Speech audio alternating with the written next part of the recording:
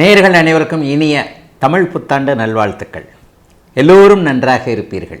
இப்பொழுது 2026 பராபவ தமிழ் புத்தாண்டு என்ன பலன்களை 12 ராசிக்காரர்களுக்கு தரும்? ஐயா, போன வருஷம்தான் நான் நல்லா இல்லை. போன வருஷம் என்னுடைய அத்தனை விஷயங்களிலும் முட்டுக்கட்டைகள்.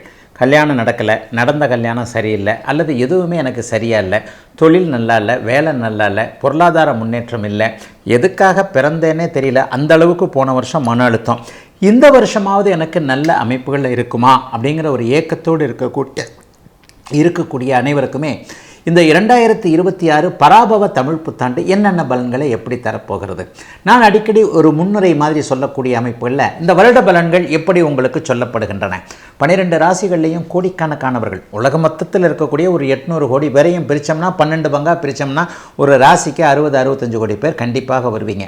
அப்போ இந்த தமிழ் புத்தாண்டு பலன்கள் என்று சொல்லப்படக்கூடிய ஆண்டு பலன்கள் எப்படி சொல்லப்படுகிறது அப்படின்னு பார்த்தீங்கன்னா, வருடாந்திர கிரகங்கள்னு சொல்லப்படக்கூடிய சனி, ராகு, கேது, குரு ஆகிய 3 கிரகங்களுடைய இயக்கத்தை தாங்க இதை வச்சு நம்முடைய புத்தாண்டு பலன்களை கண்டிப்பாக சொல்கிறோம். அது எப்படி இருக்குன்றதை கணிச்சு தான் ஒவ்வொரு ராசிக்கும் பொதுவான பலன்களாக சொல்லுகிறோம்.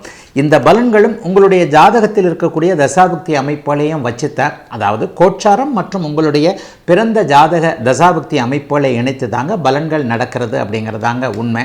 சரி, இந்த வருஷம் ஏதாவது சிறப்பான பயிற்சிகள் எதனா இருக்கான்னு பார்த்தீங்கன்னா, நிலையாக இந்த வருஷம் சனிப்பெயர்ச்சியே கிடையாது. இந்த தமிழ் புத்தாண்டில் சனிப்பெயர்ச்சி கண்டிப்பாக கிடையாது. அவர் ஒரே இடத்தில் மீன வீட்டில் நிலையாக இருக்கின்ற அதே நிலைமையில் டிசம்பர் மாதம் முதல் வாரம் இப்போது கும்ப வீட்டில் இருக்கக்கூடிய ராகு அப்படியே கீழே இறங்கி மகர வீட்டிற்கு வந்து விடுகிறார். இப்போது சிம்ம வீட்டில் இருக்கக்கூடிய கேது அப்படியே மேலே ஏறி கடக வீட்டிற்கு போகிறார். அப்போ ராகு கேதுக்கள் கடகத்திலும் மகரத்திலும் மாறக்கூடிய சூழல்கள் டிசம்பர் மாதம் முதல் வாரத்தில் இந்த ராகு கேது பயிற்சி நடக்குது. இதனை எடுத்து பார்த்திங்கன்னா ஒரு அற்புதமான ஒரு பயிற்சி நடக்குதுங்க, குரு பயிற்சி. அதாவது ஜூன் மாதம் 12ஆம் தேதி, ஏப்ரல் 14ஆம் தேதி தமிழ் புத்தாண்டு பிறகுதுன்னா சரியாக ஒரு 40-45 நாள்லேயே 7 வாரங்களிலேயே ஜூன் மாதம் 2ஆம் தேதி நடக்கக்கூடிய குரு பயிற்சியின் மூலமாக ஒரு உன்னதமான மாற்றம் நிறைந்த குரு பயிற்சி தான். என்ன அப்படின்னு பார்த்தீங்கன்னா, ஒரு 12-13 வருடங்களுக்கு ஒரு முறை உச்சம் என்கின்ற அதி உன்னத நிலையை அடையக்கூடிய குரு பகவான் இப்போது கடகத்தில் உச்சம் என்கின்ற அமைப்பை அடைகிறார். இது ஒரு பெரிய மாற்றம்ங்க. 12 வருஷத்திற்கு ஒரு தடவை வந்து குரு பகவான் உச்சத்தை அடையும் போது உலக மக்கள் எல்லாருக்குமே ஓரளவிற்கு நன்மையான பலன்கள். இப்போ கஷ்டப்பட்டுக்கிட்டு இருக்கிறவங்களுக்கு நல்ல விடிவு காலம் வரப்போகிறது அப்படிங்கிறது தான் உண்மை. சனி கெடுப்பார் என்றால் குரு கொடுப்பார் என்பது தான் உண்மை. ஏற்கனவே இருக்கின்ற கஷ்டங்களை குறைப்பது, ஏற்கனவே இருக்கின்ற கஷ்டங்களிலிருந்து மாற்றங்களை நல்ல விதமாக தருவது, முக்கியமாக பொருளாதார முன்னேற்றம் என்கின்ற பண வருமானம் போன்ற அமைப்புகளை கொடுப்பது குரு பகவான் என்பதாலும், அபூர்வமான 12-13 வருடங்களுக்கு ஒரு முறை மட்டுமே வரக்கூடிய ஒரு உச்சகுரு பயிற்சி இப்போது நடக்கப் போகிறது என்பதனாலும் உண்மையிலேயே மேஷம் முதல் மீனம் வரையிலான 12 ராசிக்காரர்களுக்கு ஒரு நல்ல பலன்கள் கண்டிப்பாக இருக்கும். ஜூன் மாதம் 2ஆம் தேதி இந்த குரு பயிற்சி நடக்குது. ஒரு 3-4 மாதங்களுக்கு பிறகு அதிசாரம் என்கின்ற முறையில் போன முறை எப்படி அவர் மாறினாரோ அதை போலவே டக்குன்னு அடுத்த ராசிக்கு மாறினாலும் பின்னாடி அப்படியே வேறு மாதிரி வந்துடுறாரு. இந்த குரு பயிற்சியின் மூலமாக டிசம்பர் மாதத்திலிருந்து கேள யோகம் என்று சொல்லப்படக்கூடிய கோடீஸ்வர யோகம் கடகத்தில் ஏற்படுது. இந்த கடகத்தில் குரு கேள யோகம் ஏற்பட்டாலே உலகத்தில் இருக்கிறாங்க இப்போ இருக்கிறவங்களுடைய பொருளாதார முன்னேற்றம்லாம் கொஞ்சம் ஓரளவுக்கு சீராகி இப்போ கஷ்டப்பட்டுக்கிட்டு இருக்கிறவங்களுக்கு ஒரு 6 மாதம் கழித்து கொஞ்சம் நன்மைகள் நடக்கக்கூடிய தன்மைகள் கண்டிப்பாக உண்டுங்க. ஆக எல்லா நிலைமைகள்லையும் பார்க்கும் பொழுது ராகு கேது குருப்பெயர்ச்சி சனிப்பெயர்ச்சி என்பவை ஓரளவிற்கு நல்ல பலன்களை தரக்கூடிய நிலைமைகளில்தான் இப்போது 12 ராசிக்காரர்களுக்கும் இருக்கிறது. பெரிய சோதனைகள் இந்த தமிழ் புத்தாண்டில் இருக்காது. ஆகவே சென்ற வருடத்தைப் போல அல்லாமல் அல்லல் பட்டு கொண்டிருக்கின்ற கஷ்டப்பட்டு கொண்டிருக்கின்ற மக்கள் அனைவருக்குமே இந்த பராபவ தமிழ் புத்தாண்டு ஓரளவிற்கு உற்சாகத்தையும் புத்துணர்ச்சியும் தரக்கூடிய புத்தாண்டாகவே அமையும் என்பதை கண்டிப்பாக எதிர்பார்க்கலாம். இப்போது மேஷம் முதல் மீனம் வரையிலான 12 ராசிக்காரர்களுக்கு தனித்தனியாக எப்படிப்பட்ட தன்மையில் இந்த தமிழ் புத்தாண்டு இருக்கும்ன்றதை பார்த்துடலாம். தனுசு ராசிக்காரர்களுக்கு வருடம் முழுவதும் சீரான நல்ல பலன்களை தரக்கூடிய அமைப்பு இந்த வருட பராபவ தமிழ் புத்தாண்டுக்கு கண்டிப்பாக உண்டு. 40-45 நாளில் 8ல் போய் குரு பகவான் மறைகிறாரே அப்படின்னு கேட்டிங்கன்னா, 8ல் போய் குரு பகவான் மறைந்தாலும் அவர் உச்சத்தை அடைகிறார். ராசிநாதன் உச்சத்தை அடைவது என்பது மிகப்பெரிய அளவில் நன்மைகளை செய்யக்கூடிய ஒன்று. ஆகவே எந்த ஒரு நிலையிலும் நல்ல பலன்கள் அதிகம் இருக்கக்கூடிய ஒரு ராசியாக தனுசு ராசிக்காரர்கள் கண்டிப்பாக அமைகிறார்கள்.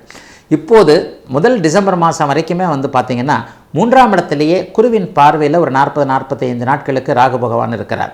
ராகு வலுவாக இருந்தால் ஏற்றுமதி இறக்குமதி தொழில் அமைப்புகள் நல்லாயிருக்கும்.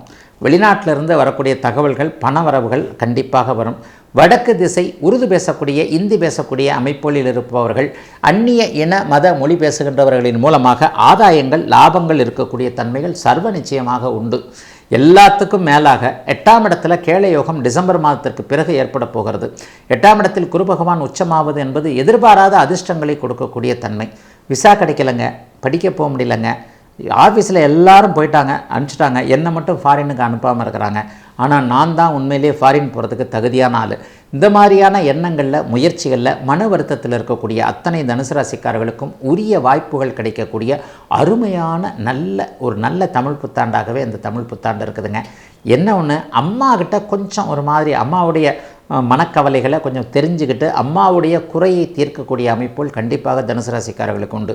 தாயை தெய்வத்தை விட மேலாக மதிக்கக்கூடியவர்களாக கண்டிப்பாக, தாய் என்பதே தெய்வம் தானே, தாய்க்கு அடுத்து தானே தெய்வம், அம்மா தானே முதல்ல சாமி.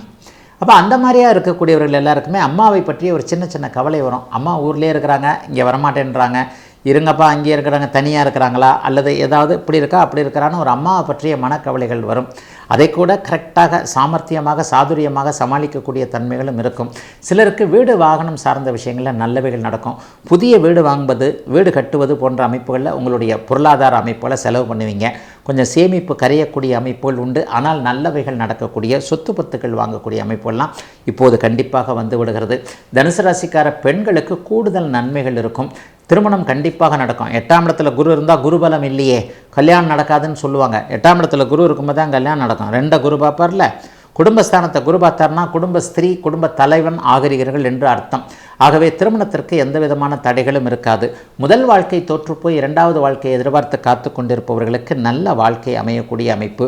சிலருக்கு டீச்சிங் லைன் வரக்கூடிய அமைப்பு, சிலருக்கு கவர்மெண்ட் வேலை கிடைக்கக்கூடிய அமைப்பு, சிலருக்கு உயரதிகாரம் கிடைக்கக்கூடிய அமைப்பு என அனைத்து இளைய பருவ தனுசு ராசிக்காரர்களுக்கும் மிகப்பெரிய முன்னேற்றங்கள் ஏற்படக்கூடிய அமைப்பு.